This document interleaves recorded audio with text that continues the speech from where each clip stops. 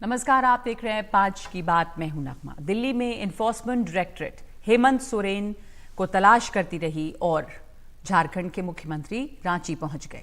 इसके फौरन बाद उन्होंने पार्टी के विधायकों के साथ बैठक की। फिर मोराबादी मैदान में बापू वाटिका पहुंचे और बापू की प्रतिमा पर फूल चढ़ाए। जेएमएम का कहना है कि मुख्यमंत्री निजी काम से दिल्ली गए थे। जेएमएम का यह भी कहना है कि जिन बीजेपी नेताओं ने मुख्यमंत्री पर छीटाकशी की उन पर मानहानि का केस किया जाएगा। इस बीच रांची में घटनाक्रम तेजी से घट रहा है। मुख्यमंत्री ने ईडी को पूछताछ के लिए 31 तारीख का समय दिया है। यह अंदेशा जताया जा रहा है कि ईडी उनको गिरफ्तार करने की कोशिश में है और ये कयास भी लग रहे हैं कि सोरेन क्या अपनी जगह किसी और को मुख्यमंत्री बनाने पर विचार करेंगे। इस बीच राज्यपाल सीपी राधाकृष्णन ने डीजीपी और गृह सचिव को राजभवन बुलाया। जमीन घोटाले से जुड़े मनी लॉन्ड्रिंग मामले में झारखंड के मुख्यमंत्री हेमंत सोरेन घिरते जा रहे हैं। कल ईडी ने दिल्ली में उनके घर से एक बीएमडब्ल्यू गाड़ी बरामद की थी और 36 लाख रुपए कैश भी मिले थे। कहा जा रहा है कि ये बीएमडब्ल्यू बेनामी संपत्ति से खरीदी गई थी। कार और कैश के साथ ईडी की टीम ने कुछ कागजात जब्त किए हैं। बीजेपी रांची में उनकी गुमशुदगी का पोस्टर लगा रही है। झारखंड में विपक्ष के नेता बाबूलाल मरांडी ने कहा है कि मुख्यमंत्री 2 दिन से लापता हैं और यहां इंटेलिजेंस को कुछ पता नहीं। तो ये सुरक्षा की चिंता की बात है। बीजेपी वहां राष्ट्रपति शासन की मांग कर रही है।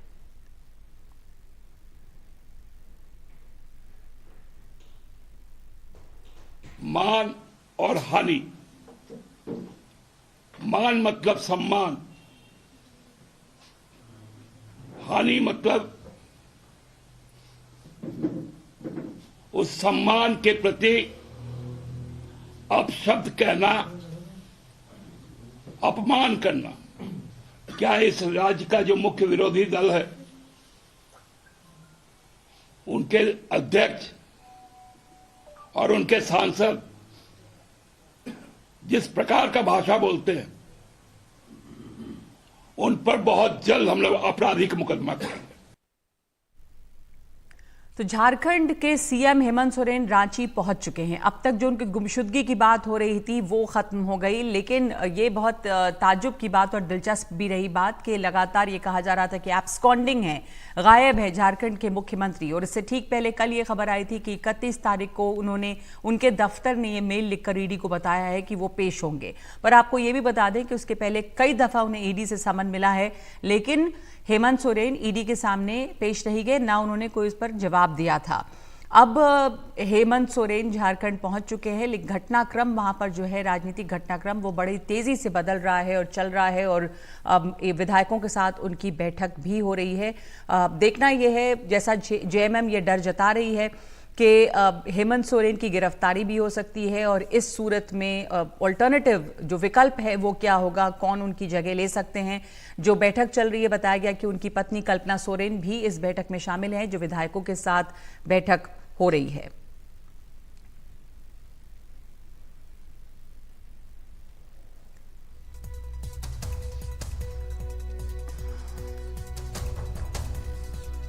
तो हेमंत सोरेन अब रांची पहुंच चुके हैं। दोपहर में उनके घर से उनका काफिला निकला, अपने विधायकों के साथ वो बैठक करने के लिए भी गए। ये भी बताया जा रहा है कि कल देर रात वो दिल्ली से रवाना हो गए, लेकिन सुबह से ये चर्चा थी कि झारखंड के मुख्यमंत्री जो हैं वो गायब हैं। बल्कि बीजेपी ने इसके पोस्टर्स भी लगाए वहाँ पर और कहा कि इसके ऊपर एक इनाम रखा जा रहा है कि जो कोई झारखंड के मुख्यमंत्री का पता बताएगा। राज्य से मुख्यमंत्री गायब हैं और ये भी कहा गया कि यहाँ पर राष्ट्रपति शासन लगाया जाए। ये एक चिंता की बात है, सुरक्षा का कंसर्न है कि मुख्यमंत्री यहाँ पर नहीं है और ये लॉ एंड ऑर्डर प्रॉब्लम हो सकती है। तो ये तमाम बातों के बीच में झारखंड में रांची में वापस हेमंत सोरेन जो हैं वो नजर आए और विधायकों के साथ उनकी बैठक भी हो रही है। महुआ माझी हमारे साथ जुड़ गई हैं, जो राज्यसभा सांसद हैं झारखंड मुक्ति मोर्चा से।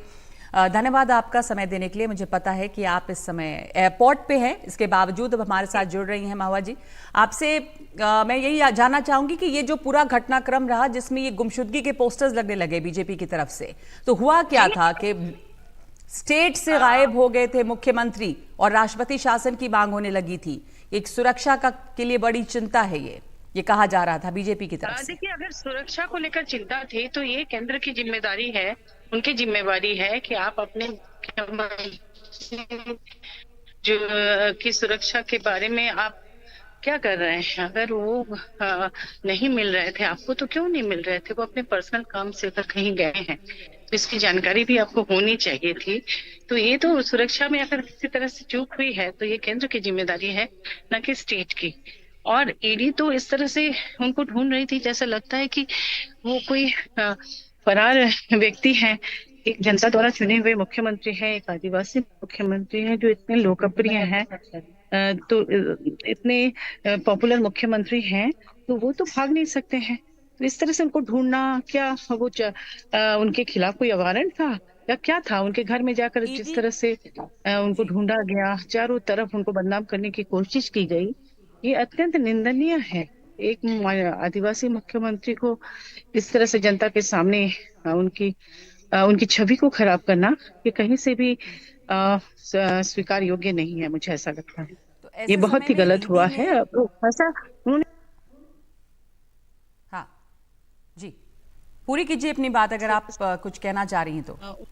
तरफ घोषित किया जाए। जी मैं कह रही थी आप अपनी बात पूरी कीजिए अगर आप कुछ कहना चाह रही थी। सवाल ये भी है कि ईडी ने पहले भी उन्हें कई दफा समन भेजा, लेकिन उन्होंने जवाब नहीं दिया कभी। अब उनके ऑफिस की तरफ से एक चिट्ठी गई थी कि वो 31 को पहुंचेंगे, पर ईडी की टीम तो वहां पहुंची और तब ये हल्ला हुआ कि एब्सकॉन्डिंग है, गायब है मुख्यमंत्री हैं, कहाँ ये पता नहीं। इधर दिल्ली में घर से उनके कैश बरामद होता है, कहा जा रहा है कि बेनामी संपत्ति से गाड़ी खरीदी गई BMW, वो बरामद होती है। ऐसी बात है ना कि अभी वो एक बड़ी पार्टी के वो कार्यकारी अध्यक्ष हैं और एक पार्टी चलाना उनकी जिम्मेदारी है। तमाम विधायक सांसद पार्टी के अकाउंट में अपनी सैलरी से पैसे जमा करते हैं, वो पार्टी के खर्च के लिए वहां पैसे रख सकते हैं। अभी तक ऐसा कुछ इनकम टैक्स या ऐसे किसी ने ये आरोप नहीं लगाया है कि वो इलीगल पैसा है। वो उनके मतलब जो इनकम टैक्स में शो किया हुआ है, ऐसे पैसे भी हो सकता है। इस तरह से अभी से पूर्वानुमान करना, उनको बदनाम करना भाजपा के नेताओं द्वारा कहीं से उचित नहीं है। वो एक चुने हुए मुख्यमंत्री हैं और समय आने पर वो सब कुछ बताएंगे। और ईडी जी मामा जी, एक आखिरी सवाल आपसे। आप एयरपोर्ट पे हैं, आवाज भी आपकी कट रही है बार बार, आपकी आवाज कट रही है। आप जी, मैं ये कह रही थी कि 7 घंटे तक उन्होंने जवाब दिया था और मुझे लगता है कि कल का जो डेट दिया है उन्होंने 31 जनवरी का, उस डेट में वो उनके तमाम प्रश्नों का उत्तर देंगे। इसके पहले जो भी सवाल पूछे गए थे उन्होंने हर बार जाकर जवाब दिया। जिस जमीन को लेकर बात हुई थी उससे संबंधित तमाम दस्तावेज भी उन्होंने जमा कर दिए थे। इसलिए मुझे नहीं लगता कि इसको लेकर इतना ज्यादा पैनिक ये होने की जरूरत है और इस तरह से उन्हें बदनाम करने की जरूरत है। वो समय आने पर सारी बातें। एक आखिरी सवाल मामा जी, हुआ क्या था? ये हंगामा मचा क्यों? मुख्यमंत्री अचानक से गायब हो गए तो हल्ला होने लगा कि झारखंड के मुख्यमंत्री वहां मौजूद ही नहीं है, वो पर्सनल काम से आए, फिर रातों रात वो वापस दिल्ली पहुंच गए, फिर हुआ कि अचानक वो रांची में नजर आए। तो दरअसल क्या हुआ ये घटनाक्रम? सबसे बड़ी बात है, ये जो माहौल बनाया ये भाजपा के नेताओं द्वारा बनाया गया है। और कोई भी व्यक्ति ये मतलब क्या वो ईडी के प्रति जिम्मेदार है कि वो ईडी को सब कुछ बता के अपनी हर यात्रा करे? उनका व्यक्तिगत कारण भी हो सकता है कि उनको बीच में कहीं जाना हो, नहीं हो। और हर व्यक्ति का एक निजी जीवन होता है। अगर वो सार्वजनिक जीवन में है तो क्या उनको ये हक नहीं है कि वो छुट्टी लेकर किसी दिन कहीं जाए? और पहले से भी इसकी सूचना देने की जरूरत नहीं है। इसलिए हमें नहीं लगता कि उन्हें इसको जवाब देने की जरूरत थी। इसे भाजपा के नेताओं ने उन्हें बदनाम करने के लिए इस तरह का षड्यंत्र रचा। और ईडी को भी तटस्थ होकर काम करना चाहिए। जिस तरह से वो खोजबीन कर रही है, वो कोई भगोड़ा नहीं है या कोई वारंट इशू नहीं हुआ है उनके खिलाफ। वो जब वहां से खबर आ गया कि 31 जनवरी को जवाब देंगे 1 बजे, तो निश्चित रूप से ईडी को भी उसका इंतजार करना चाहिए था उनका। और आज आकर उन्होंने बापू को और इस बीच झारखंड में राजनीतिक गतिविधियां काफी तेज हैं, विधायकों की बैठक भी हो रही है। ये डर है जेएमएम को कि गिरफ्तार हो सकते हैं हेमंत सोरेन। देखिए, ये तो हमेशा से भाजपा जब से सरकार बनी है, जहां जिस प्रदेश में भाजपा के अतिरिक्त किसी भी पार्टी की सरकार बनी है, वहां वहां ये प्रयास तो भाजपा पहले दिन से ही कर रही है कि उसे घेरा दिया जाए, लोकप्रिय मुख्यमंत्रियों को हटा के, मंत्रियों को हटा के वो अपना शासन कायम करे। ये प्रयास तब से जारी है, अभी भी जारी है, और कुछ भी हो सकता है। इसके लिए पार्टी भी पूरी तरह से तैयार है। माननीय मुख्यमंत्री जी तैयार है हर एक स्टेप का जवाब देने के लिए। उन्होंने जिस तरह से झारखंड में काम करना शुरू किया है वहाँ की जनता से, और इसलिए वही उनकी ताकत है। वहाँ की जनता, वहाँ के लोग उनकी ताकत है। अगर ये डर बना हुआ है तो वैसे में महुआ मां जी, अगर ये डर बना हुआ है तो वैसे में विधायकों की बैठक भी हो रही है और कई तरह के वैकल्पिक नामों की चर्चा भी हो रही होगी। कुछ नाम सामने आ रहे हैं। देखिए, ये तो लोग तो ऐसा कयास लगाते ही रहते हैं, आरंभ से लगाते रहते हैं, लेकिन ऐसी स्थिति नहीं आएगी। आपने देखा होगा कि कांग्रेस के प्रदेश प्रभारी ने भी यही बात कही कि ये चुनी हुई सरकार है और 1 साल बाकी है और इस कार्यकाल को पूरा करेगी, किसी भी तरह का कोई खतरा नहीं है। रही बात भाजपा की, अगर वो किसी तरह से परेशान कर रहे हैं तो माननीय मुख्यमंत्री जी हर तरह की परेशानी से सामना करने को तैयार है। वो उन्होंने पहले भी कहा है कि वो एक लड़ाकू जुझारू व्यक्ति के पुत्र हैं, शिबू सोरेन जी के पुत्र हैं, और वो लड़ना जानते हैं। हर परिस्थिति से वो लड़ेंगे और लड़कर उसका सामना करेंगे और अपनी जनता को हक दिलाएंगे। ठीक है, धन्यवाद बहुत बहुत आपका महुआ मांझी हमारे साथ जुड़ने के लिए। विधायकों की बैठक भी चल रही है वहां झारखंड में और तेजी से घटनाक्रम बदल रहा है। इस बीच ये भी चर्चा है कि अगर हेमंत सोरेन मुख्यमंत्री पद पर नहीं बने रहे या उनकी गिरफ्तारी हुई तो कौन उनका विकल्प हो सकता है। आगे बढ़ते हैं। इस वक्त एक ब्रेकिंग खबर आ रही है कि बीजापुर के सुकमा में सुरक्षा कर्मियों और नक्सलियों के बीच में मुठभेड़ हुई है और इस मुठभेड़ में 13 जवान घायल हुए हैं। घायल जवानों को हेलीकॉप्टर से जगदलपुर शिफ्ट किया गया है। अनुराग हमारे साथ जुड़े हैं, इसके और विस्तार जो जानकारी इस पर आई होगी अनुराग द्वारी के साथ पास चलते हैं। अनुराग जी बिल्कुल, ये जो सुकमा और बीजापुर जिले का सीमावर्ती इलाका है टेकलगुडम का, और यही वो इलाका है टेकलगुडम का जहां पर 2021 में पुलिस और नक्सलियों के बीच मुठभेड़ में 23 जवान शहीद हो गए थे। आज दरअसल ये जोनागुड़ा और अलीगुड़ा इलाका है, वहां पर कोबरा और एसटीएफ की टीम, जो डीआरजी है डिस्ट्रिक्ट रिजर्व गार्ड, ये लोग वहां पर एक नया कैंप बना है और उसके बाद वहां पर गश्त लगा रहे थे। इसी दौरान जो नक्सली हैं उन्होंने फायरिंग शुरू कर दी। सुरक्षा बलों ने भी नक्सलियों की फायरिंग का मुंहतोड़ जवाब दिया है, लेकिन पुलिस का कहना है कि 1 जवान को गोली लगी और 3 जवान घायल हुए हैं, जिनकी हालत खतरे से बाहर है, लेकिन फिर भी उनको इलाज के लिए रायपुर भेजा जा रहा है। हालांकि हमारे सूत्रों ने बताया कि 13 जवान इसमें घायल हुए हैं। तो जो बस्तर के आईजी हैं पी सुंदरराज, उनका कहना है कि जो वहां पर सुरक्षा बल हैं वो टेकलागुडम में नक्सलियों की कोशिश थी कि उनको बड़ी तादाद में सुरक्षा बलों पर हमला करें, लेकिन उन्होंने मजबूत तरीके से उनका जवाब दिया है। वहां पर अब कैंप भी बना लिया और नक्सलियों को और पीछे खदेड़ेंगे। जी, तो इस वक्त ये खबर आ रही है कि सुरक्षा कर्मियों और नक्सलियों के बीच में मुठभेड़ हुई है। सुरक्षा कर्मी घायल भी हुए हैं और जो जवान घायल हैं उन्हें वहां पे शिफ्ट किया गया है हेलीकॉप्टर से जगदलपुर। 13 जवानों के घायल होने की खबर है और एक की हालत गंभीर बताई जा रही है इस वक्त। शुक्रिया आपका अनुराग। तो दूसरी खबर की तरफ बढ़ते हैं। बीजेपी के पार्षद मनोज सोनकर चंडीगढ़ नगर निगम के नए मेयर बन गए हैं। उन्होंने आप कांग्रेस के इंडिया अलायंस के कैंडिडेट कुलदीप टीटा को हरा दिया है। मेयर चुनाव के लिए सांसद और 35 पार्षदों ने वोट डाला, जिनमें से बीजेपी के मनोज सोनकर को 16 और आप कांग्रेस कैंडिडेट को 12 वोट मिले, जबकि 8 वोट इसमें रद्द कर दिए गए हैं। कांग्रेस ने अपने मेयर प्रत्याशी जसबीर सिंह बंटी का नामांकन वापस लेकर कुलदीप टीटा को समर्थन देकर बीजेपी को हराने की कोशिश की, लेकिन इसमें कामयाबी नहीं मिली। चंडीगढ़ मेयर चुनाव को लेकर आम आदमी पार्टी और कांग्रेस के बीच एक गठबंधन हुआ था। आप और कांग्रेस के कुल 20 पार्षद थे, इसके बावजूद उन्हें इस चुनाव में हार का सामना करना पड़ा है और ये पहली बार आप और कांग्रेस के बीच गठजोड़ हुआ था मेयर के चुनाव के लिए, लेकिन इंडिया गठबंधन का जो ये पहला गठजोड़ था उसमें वो नाकाम रही है और बीजेपी ये चुनाव जीत गई है। तो बीजेपी के अध्यक्ष जेपी नड्डा ने चंडीगढ़ मेयर चुनाव जीतने पर चंडीगढ़ बीजेपी यूनिट को बधाई दी है और ट्वीट करके ये कहा है कि मेयर चुनाव जीतने के लिए चंडीगढ़ बीजेपी इकाई को बधाई। प्रधानमंत्री नरेंद्र मोदी के नेतृत्व में केंद्र शासित प्रदेशों में रिकॉर्ड विकास हुआ है। इंडिया अलायंस ने अपनी पहली चुनावी लड़ाई लड़ी, फिर भी बीजेपी से हार गई। ये दिखाता है कि न तो उनका अंकगणित काम कर रहा है और ना ही उनकी केमिस्ट्री।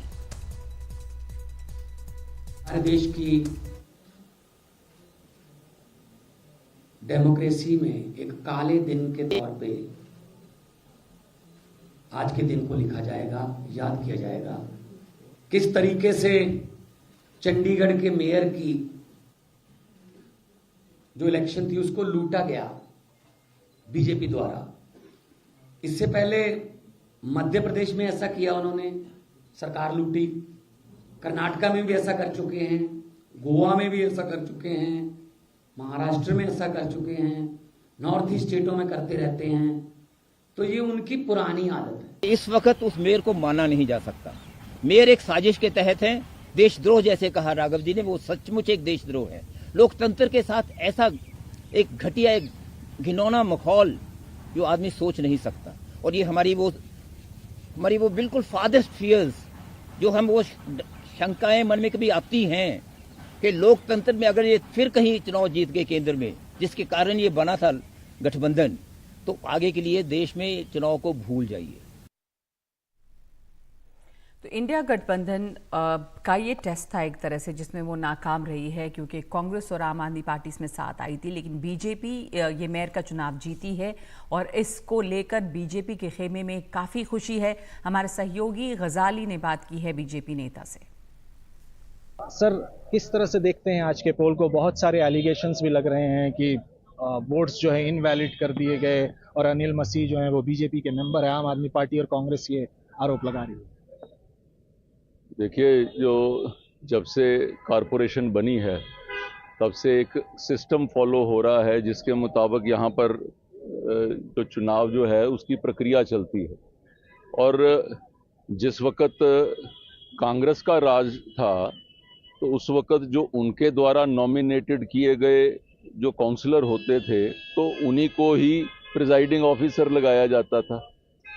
आज बीजेपी का जो शासन है तो जो बीजेपी ने जो नॉमिनेट किए हैं तो उन्हीं में से ही लगना, क्योंकि नॉमिनेटेड काउंसलर लगता है। तो इसके ऊपर सवाल उठना तो बड़ा बेबुनियाद है। आज जो प्रेस कॉन्फ्रेंस किया है पवन बंसल जी ने और राघव चड्ढा जी ने, वो तो कह रहे हैं कि हमारे पास उन्होंने वीडियो दिखाया कि अनिल मसीह जो प्रिजाइडिंग ऑफिसर हैं वो चिट पे लिख रहे हैं। उसको आप किस तरह से देखते हैं? देखिए, अब तो घड़ियाली आंसू तो बहा ही रहे हैं, दोनों मिलके बहा रहे हैं। एक दूसरे की पीठ पे तो छुरा इन्होंने घोंपा है। जो भी हुआ है ये इनके सामने की बात है। जब उन्होंने कह दिया कि 13-0 है तो इनकी छटपटाहट हुई, इनके लोग वो संपर्क में आए, उन्होंने अपना काम किया है। इसके अंदर दूसरे के ऊपर उंगली उठाने से पहले अपने घर के अंदर वो देखना चाहिए। And those who live in the glass houses should not throw stone on others. It's an old saying. तो इनको इस चीज का तो ध्यान रखना चाहिए। मेरे को लगता है कि इनकी आपस की जो डिसेंशंस रही हैं ये उसकी वजह से ये आज का नतीजा हुआ।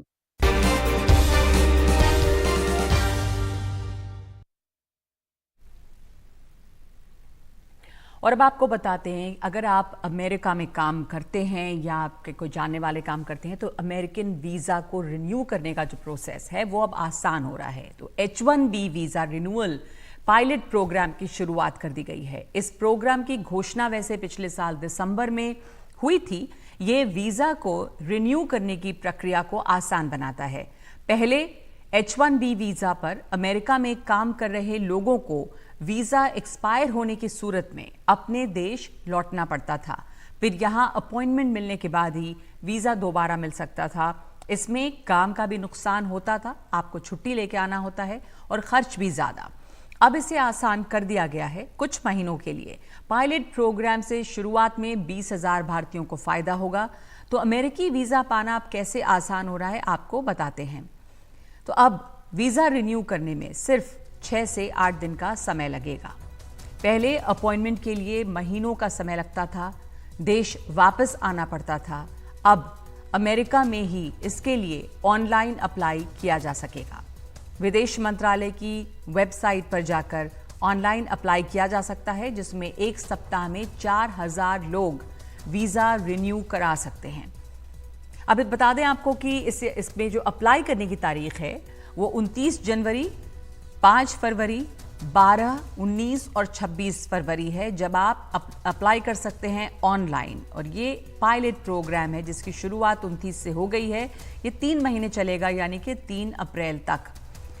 क्या है H1B वीज़ा, ये भी आपको बता दें। तो H1B वीज़ा एक नॉन इमिग्रेंट वीज़ा है, यानी कि इससे आप अमेरिका में एक सीमित समय तक रहकर काम कर सकते हैं। जो काम करने जाते हैं वो उन्हें H1B वीज़ा चाहिए होता है स्किल्ड जॉब के लिए। ये इमिग्रेशन की इजाज़त नहीं देता है। H1B वीज़ा वैसे तो 3 साल के लिए मिलता है, उसके बाद इसे 3 और साल के लिए रिन्यू किया जा सकता है। ये अमेरिकी कंपनियों को विदेशी वर्कर्स को तकनीकी विशेषज्ञता वाली नौकरियां देने की इजाज़त देता है, यानी कि स्किल्ड जॉब। अमेरिकी टेक्नोलॉजी कंपनियां भारत और चीन जैसे देशों से हर साल हजारों कर्मचारियों को नियुक्त करने के लिए इस पर निर्भर रहती हैं। अब इस नए पायलट प्रोग्राम को जो 3 महीने के लिए शुरू किया गया है, इसे स्थायी बनाने की अपील भारत ने अमेरिका से की है। इससे वीज़ा होल्डर जो वहाँ कंपनियों में कार्यरत हैं उन्हें भी काफ़ी आसानी होगी और छुट्टी लेकर यहाँ आना नहीं पड़ेगा। तो इससे किस तरह से आपको फ़ायदा हो रहा है, इसे समझाने के लिए हमारे साथ जुड़ रहे हैं कॉलेजिफाई के CEO आदर्श खंडेलवाल। बहुत धन्यवाद आपका आदर्श जी। अब ये जो H1B वीज़ा के ऑनलाइन रिन्यूअल का कार्यक्रम जिसको इजाज़त मिली थी, अब ये रोल आउट हो गया है और ये कुछ समय के लिए है। तो आप हमें बताएं कि पहले H1B वीज़ा जो है उसको रिन्यू एक तो कितनी बार कराना पड़ता है, कितने समय के लिए मिलता है, पहले क्या था, अब क्या होगा, क्या फ़ायदा, कितनी आसानी है इससे? तो नमस्कार and good evening to all the viewers. H1B का ये जो डिप्लोमेटिक कम्युनिकेशन रहा है दोनों देशों के बीच में, और जो लोग यूएस में एम्प्लॉयबिलिटी के द्वारा रिन्यूअल का जब एक्सटेंशन आता था, उन्हें हमेशा इंटरनेशनल आना पड़ता था या देश छोड़ के जाना पड़ता था, जिससे काफ़ी जेपटाइजिंग होती थी, काफ़ी एग्रेसिव पेपर वर्क था। और करंट सिनारियो में अब ये ऑनलाइन बहुत ही कन्वीनियंट तरीके से हो जाएगा। ये बहुत लंबे समय से ड्यू था कि ये प्रोसेस को बस एक्सटेंड किया जा रहा था और नज़रअंदाज किया जा रहा था, और काफ़ी इजी हो रखा है तकरीबन। अब जो स्टूडेंट्स है या जो लोग वहाँ पे काम कर रहे हैं उनके लिए और उनके फैमिलियों के लिए भी कि उन्हें अब ये इस पूरी प्रोसेस में काफ़ी रिलीफ मिली है। तो H1B वीज़ा किन लोगों को चाहिए होता है? ये एक नॉन इमिग्रेंट वीज़ा है, जो वहाँ काम करते हैं, कंपनियों में नौकरियां करते हैं, स्किल्ड जॉब करते हैं, वहाँ रहने के लिए H1B वीज़ा या काम करने के लिए इसकी ज़रूरत होती है। बिल्कुल। तो अगर आप यूनाइटेड स्टेट्स में आप अगर एम्प्लॉयबिलिटी चाहते हैं तो उसका जो प्रोसेस होता है उसको हम H1B वीज़ा बोलते हैं।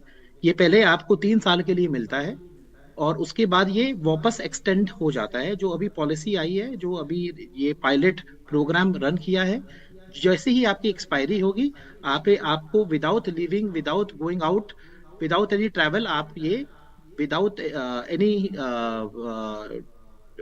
चैलेंजेस आप ये रिन्यू इमीडिएटली थ्रू ऑनलाइन आप करा पाएंगे। एंड ये पूरी प्रोसेस बहुत कन्वीनियंट फिलहाल कर दिया गया है। तो इसके लिए जो लोग काम करने के लिए वहाँ पे जा रहे हैं उन्हें तो H1B वीज़ा चाहिए ही होता है। अगर एम्प्लॉयबिलिटी चाहिए, यानी कि जो स्टूडेंट्स जाते हैं, क्या वो भी H1B वीज़ा पे, क्योंकि बाद में काम करना होता है, तो उन्हें भी इस वीज़ा की ज़रूरत होती है? बिल्कुल। स्टूडेंट्स जो USA जाना चाहते हैं उन्हें सबसे पहले ये देख लेना चाहिए कि उनकी जो डिग्री है वो H1B वीज़ा को या स्टेम डिग्री है कि नहीं, क्योंकि ज़्यादा प्रोबेबिलिटी ये है कि स्टेम स्टूडेंट्स को ही, जिसको हम बोलते हैं साइंस, टेक्नोलॉजी, इंजीनियरिंग, मैनेजमेंट, उन्हीं स्टूडेंट्स को प्रेफर किया जाएगा। स्किल्ड एरिया में दिया जाता है तकरीबन 1,20,000 साल का पैकेज होना चाहिए। यूएस कंपनी को ये पेपर वर्क में प्रूव करना पड़ता है कि उन्हें ये स्किल चाहिए और इसलिए वो स्पेशलाइज्ड एरिया में ही चाहते हैं कि प्रोवाइड करें।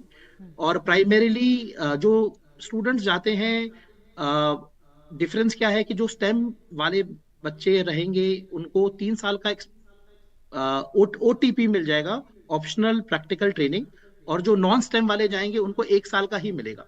तो जो इंटरनेशनल स्टूडेंट्स को 3 साल का टाइम फ्रेम मिलता है जॉब ढूंढने के लिए, एम्प्लॉयमेंट के लिए, उनके लिए बहुत फायदेमंद रहता है। और जो नॉन स्टेम रहता है उनको 1 साल में ही जॉब ढूंढना पड़ेगा, H1B अपने एम्प्लॉयर के साथ फाइल करनी पड़ेगी, और नहीं अगर वो कर पाए तो अपने देश छोड़ना पड़ेगा। ठीक है, आपसे एक बात और समझनी है कि भारतीय तो बहुत बड़ी संख्या में वहाँ पे जाते हैं जिनको H1B वीज़ा मिलता है, और 2023 में भी अमेरिका ने रिकॉर्ड भारतीयों को वीज़ा दिया था। पिछले साल शायद 14 लाख भारतीयों को वीज़ा मिला, और 2022 की तुलना में 2023 में 60% ज़्यादा आवेदन हुए। मैं ये भी देख रही थी आंकड़ों में कि कुल 2022 में 4.41 लाख H1B वीज़ा जारी हुए, जिसमें 3,20,000 भारतीयों को मिला, यानी कुल वीज़ा का 72.6%। तो बहुत बड़ी तादाद में भारतीय हैं। सेकंड नंबर पे चाइना आता है, तो उन्हें इससे काफ़ी आसानी हो जाएगी। अब ये जो H1B वीज़ा के रिन्यूअल के लिए ये किया गया है, ये पिछले सालों में क्या हुआ, इतना ज़्यादा बैकलॉग या इतनी मुश्किल आ रही थी वीज़ा रिन्यूअल के लिए? ये कोविड के पीरियड में भी इससे समस्या आई थी, किस तरीके की मुश्किल थी? देखिए, बैकलॉग इतना क्यों है? बैकलॉग कई कारणों से था। इनकी जो पॉलिसीज जो पहले थी वो ये थी कि स्टूडेंट्स जो अप्लाई करेंगे वीजाज, वो मल्टीपल एम्प्लॉयर्स के साथ अप्लाई कर रहे थे।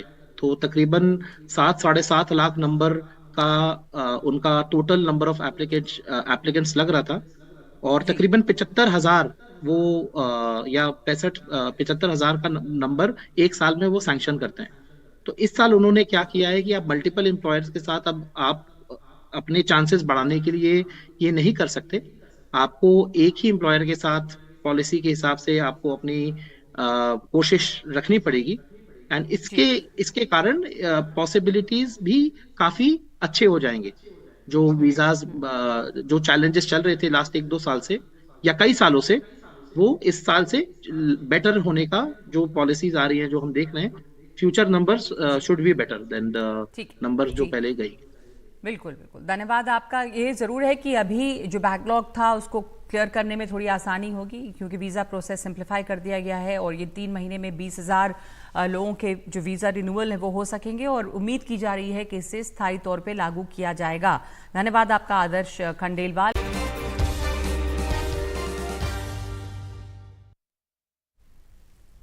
लोकसभा चुनाव की सीटों को लेकर चर्चा के लिए महाविकास आघाड़ी में आज एक अहम बैठक बुलाई गई, जिसमें प्रकाश अंबेडकर की पार्टी को भी न्योता भेजा गया था। और अब प्रकाश अंबेडकर की पार्टी ये आरोप लगा रही है कि महाविकास आघाड़ी की इस बैठक में उनके उपाध्यक्ष को 1 घंटे बाहर बिठाया गया। तो रौनक कुकड़े हमारे साथ जुड़ गए हैं। रौनक, क्या खबर है? प्रकाश अंबेडकर की पार्टी जो आरोप लगा रही है, इसका क्या संकेत है इस महाविकास आघाड़ी के बीच जो यूनिटी है उसे लेकर? के तौर पर आज की जो बैठक थी, सीट बंटवारे को लेकर अहम बैठक जो है ये मानी जा रही थी, और मुख्य तौर पर ये बताया जा रहा था कि प्रकाश अंबेडकर की पार्टी से आज सीट बंटवारे को लेकर ऑफिशियल बातचीत जो है वो शुरू होगी। लेकिन जब उनके वहां पर जो प्रदेश उपाध्यक्ष है धैर्यशील फुटकर जब वहां पहुंचे, तो उन्होंने बाहर आकर ये बताया कि लगभग 1 से 1.5 घंटे तक हमें बाहर बिठाला गया, हमसे कोई सवाल जवाब नहीं किए गए, हमने हमारी तरफ से जो प्रपोजल है वो महाविकास आघाड़ी के नेताओं को दिया, लेकिन उन्होंने हमसे इस पर कोई चर्चा नहीं की और केवल हमारा अपमान किया। तो एक गंभीर आरोप जो है वो कहीं ना कहीं प्रकाश अंबेडकर की पार्टी यहाँ पर लगाती हुई दिख रही है। इसके पहले भी लगातार ये कोशिश की जा रही थी कि प्रकाश अंबेडकर महाविकास आघाड़ी के साथ एक पेज पर आए। कई दौर की बातचीत के बाद उन्हें न्योता भेजा गया, और आज जिस तरह की खबर सामने निकल कर आ रही, निश्चित तौर पर ये एक मोदी विरोधी जो यूनिटी बनाने की कोशिश महाराष्ट्र में की जा रही है, उसके लिए एक बड़े झटके के तौर पर आज के इस इंसिडेंस को देखा जा रहा है। जी, तो महाविकास आघाड़ी की ये बैठक थी जिसमें प्रकाश अंबेडकर की पार्टी को न्योता भेजा गया था और उनके साथ एक सहमति बनाने की कोशिश थी सीट बंटवारे को लेकर। लेकिन अब पहले ही नाराजगी सामने आ गई है। ये आरोप लगा रही है प्रकाश अंबेडकर की पार्टी कि उन्हें बाहर बिठाया गया, उनके प्रतिनिधियों को, और उनकी उपेक्षा की गई है। धन्यवाद आपका रौनक।